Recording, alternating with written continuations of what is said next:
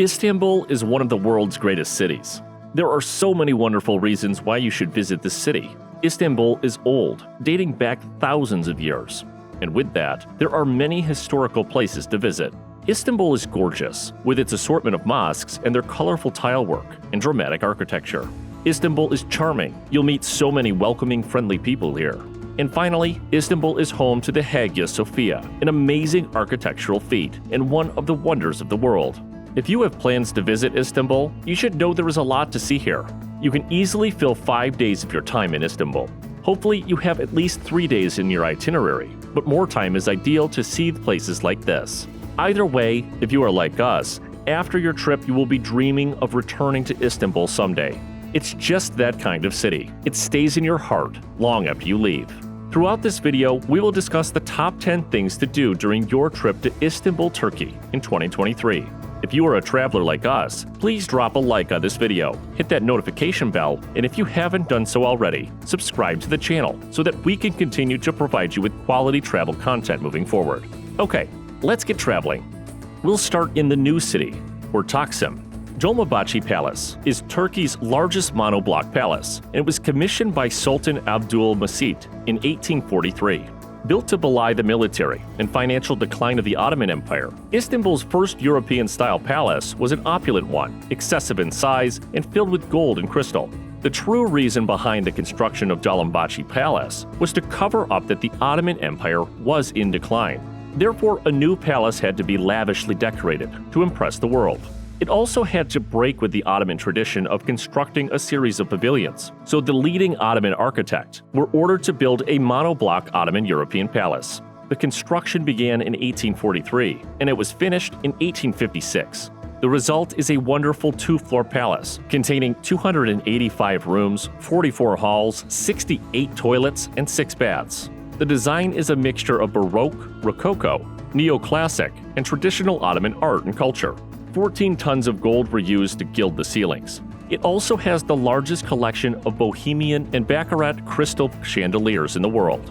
The price tag for all of this? A staggering 5 million Ottoman gold coins, the current equivalent of 35 tons of gold. We next visit the neighborhood of Sultanahmet. With so many unmissable attractions within a mere stroll of each other, and all set around the site of the ancient Byzantine Hippodrome, Sultanahmet is an overwhelmingly popular tourist destination and a prime location for visitors to be wowed on a truly epic scale. Beyond the wonders of the Blue Mosque, the Hagia Sophia, Topkapi Palace, and more, this relatively small area of Istanbul somehow manages to retain an air of peace and calm. It offers visitors a significantly less celebrated, but nonetheless pleasant network of quaint lanes and side streets, majestic panoramas of the Bosphorus, and an impressive assortment of accommodation options for all budgets and tastes. Let's start with the Hagia Sophia Mosque. It was originally a Christian basilica of Constantinople from the 6th century, which became a mosque in the 15th century by the will of Sultan Mehmed II. Since 1934, this palace of worship has become a museum, but it was in July 2020 that Hagia Sophia opened its doors as a mosque. Or how about Topkapi Palace? The name of this palace literally means the Cannon Gate Palace. It was the imperial residence of the Sultan. The palace is surrounded by 5 kilometers of ramparts. UNESCO inscribed it on the World Heritage List in 1985, where it is described as an incomparable set of buildings built over 4 centuries, unique in the architectural quality of its buildings, as much as in their organization that reflects that of the Ottoman court. Or how about Galane Park? Galane Park means House of Roses Park in Turkish. It is the oldest urban park of Istanbul, and it is also one of the largest parks of Istanbul. Adjacent to Topkapi Palace, for centuries the park served as the outer garden of the Ottoman Imperial Palace and was not open to the public. Until 1912, Galane Park was an imperial park, yet it opened to the public in 1912. Since 1912, it serves as an urban park with its hundreds-year-old walnut and oak trees. Don't miss this magnificent park, surrounded with the most important museums and monuments of Istanbul. The oldest known monument of Istanbul, Column of the Goths, erected in the late 3rd century CE, is located in Galane Park. The column is an 18 meters high freestanding marble column located on the east of Galane Park.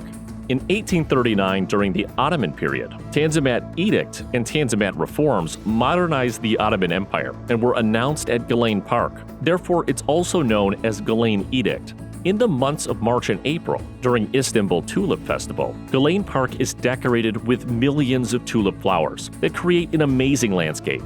Galane Park is one of a few parks located in the historical peninsula of Istanbul, and it is a perfect location for walking and running if you are staying close to Sultanahmet. We next travel to the Grand Bazaar neighborhood. Tourists, hawkers, and locals come together in the Grand Bazaar to comb its labyrinth of passageways in search of a bargain, be it a pair of brand-name jeans, a handcrafted silk rug, or a perfectly brewed cup of tea. Outside the vast bazaar, worn, narrow streets wind their way down from its lofty perch of the southern shore of the Golden Horn, where the evocatively aromatic Spice Bazaar beckons alongside the elegant new mosque opened in 1665.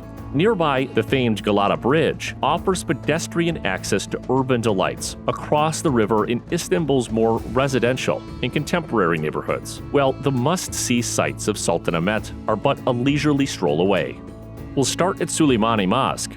The truly staggering size of Süleymani Camii, Süleymani Mosque, is one of its most distinctive features. Built by the legendary architect Mimar Sinan, it is known as one of his masterpieces and his largest design. It is not just the awe-inspiring size that is impressive. The central dome stands 47 meters high, but also the elegantly decorated interior. The sense of space and delight is emphasized in the supporting semi-domes to the northwest and southeast of the monumental arched space to the southwest and northeast. Also in the mosque complex, there is a religious school, soup kitchen, hospital, library, bazaar, and several tombs. Some of these facilities are still in use today. Notable are the tombs of Suleiman the Magnificent and his wife, Roxolana. Both are impressive, inlaid with precious metals, stones, and stained glass. The tomb of the architect, Mimar Sinan, is also located here, in the northwestern corner. We next travel to the Sirkechi neighborhood, more specifically, the Bosphorus Strait. Bosphorus is a natural strait connecting the Black Sea to the Sea of Marmara, thus being a very strategic waterway. Bosphorus Strait separates the European part from the Asian part of Istanbul.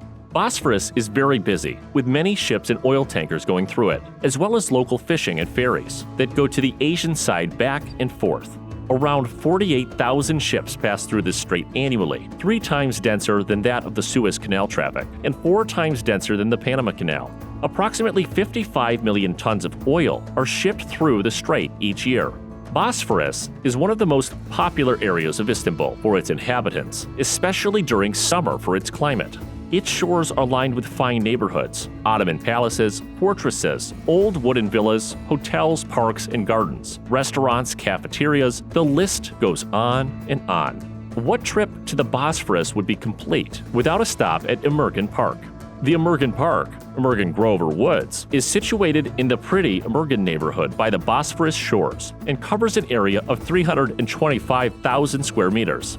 Once the private palace of the Egyptian Khedive Ismail Paza, and after being a present from the Ottoman Sultan Murad IV to an Iranian nobleman, Emir Gun, today the park serves as a very beautiful public garden for both Istanbul locals and tourists. You can have a wonderful breakfast during the weekdays or open buffet at the weekends at the cafes of Emirgan Grove.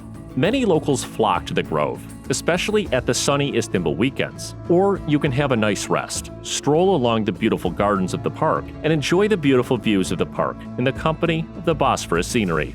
Next, we'll take a look at the Beyoğlu neighborhood. Istanbul's most famous street, pedestrianized Independence Avenue, throbs day and night and offers a fantastic array of architectural sites, shops, treats, and throngs upon teeming throngs of people.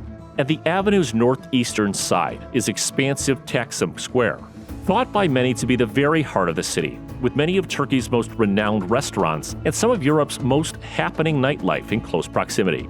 In striking contrast, Beyoğlu's less trafficked areas, such as the affluent Cihangir and the antiques district of Kurkukuma, exude old-world charm and provide contemplative calm and splendid diversion via an assortment of cozy cafes, attractive boutiques, and quiet lanes. Check out Galata Tower. The cylindrical Galata Tower stands guard over the approach to New Istanbul. Constructed in 1348, the tower has the high point in the city walls of the Genoese colony, nicknamed Galata. It was the tallest structure in the city for centuries and still dominates the skyline. Galata Tower has had many uses. Originally built as a lighthouse by the Byzantines, it became a dungeon when the Ottomans conquered Istanbul. From the 16th century until the 1960s, it was a fire tower. The conical tip was rebuilt in stone in the late 1960s, giving the building its final shape. The Galata Tower Museum vicinity is known as a social and hustling culture hub in Newtown that boasts a pile of monuments, experiences, and sights to make your time in Istanbul exceptional. From ancient monuments to shopping malls and cafes, this neighborhood has it all. Rami M. Koch Museum.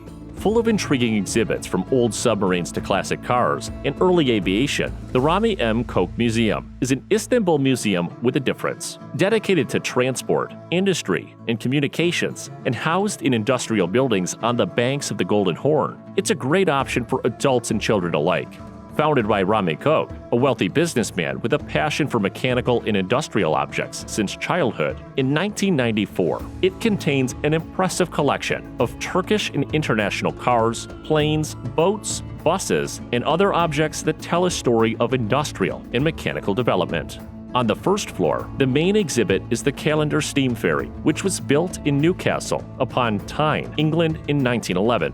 There are a number of bikes on the ground floor, ranging from penny farthings to an early Royal Enfield motorbike. For an additional fee, you can board a moored World War II-era submarine. Built in Portsmouth Naval Shipyard, the USA, in 1944, the self-propelled rail car La Littorina, with its original 1930s fittings and accessories. The Discovery Sphere is Istanbul's first stationary planetarium, which shows educational films. Not to mention that there are plenty of hands-on exhibits, including a cutaway car, a Balanka airplane, and various science experiments. If you've worked up an appetite, there are some excellent Rami M. Koch Museum restaurant choices available. You can choose from Café du Levant, a Parisian-style bistro, Halat Restaurant, fine dining, Turkish style, and Bar Rosa, an English-style pub, all of which come complete with authentic decor and original antiques, setting the scene. Thanks for joining us for this video. Be on the lookout for our next video, as we'll show you the top 10 attractions for your next trip to Lisbon, Portugal. Click that bell icon and be sure to subscribe to the channel if you haven't already so you don't miss out. Until next time.